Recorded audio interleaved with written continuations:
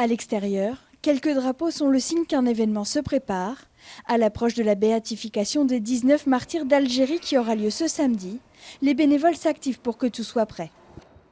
Cette pièce est un peu le centre logistique. C'est ici que sont préparés les badges et accréditations, sans oublier le sac du pèlerin. Donc ça sera donné à chaque pèlerin, avec à l'intérieur donc le livret de la béatification. Entre les familles des martyrs, les congrégations religieuses, les autorités, les Oranais, plus de 1200 personnes sont attendues à la béatification, sans compter tous ceux qui assisteront aux retransmissions en direct organisées à Oran et Alger. Une première béatification dans un pays à majorité musulmane, c'est un événement considérable et unique pour la petite église catholique ici en Algérie. En Algérie, on est plutôt une petite église, toute petite, constituée surtout de membres donc, venant de l'étranger. Pour les martyrs justement qui ont donné leur vie ici, on voudrait aussi que ça soit qu'on leur rende hommage ici parmi le peuple algérien, avec le peuple algérien. Et effectivement, ils ont vraiment répondu présent dans les petites choses comme dans les grandes quelquefois.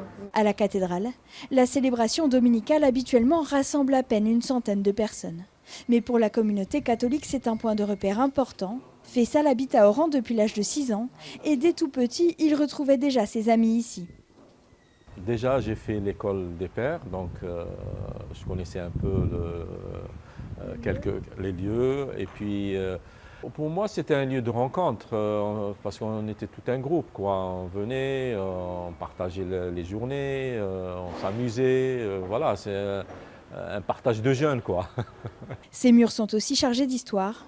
C'est à l'évêché que l'un des 19 martyrs, Monseigneur Clavry, et son ami Mohamed, sont morts le 1er août 1996.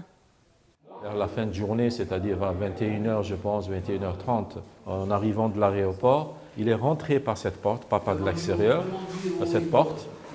Et donc il a allumé la lumière et donc l'engin a explosé. Quand il a explosé, il y avait une autre porte ici aussi, dans cet arc-là. Donc cette porte-là, elle s'est déplacée jusqu'ici.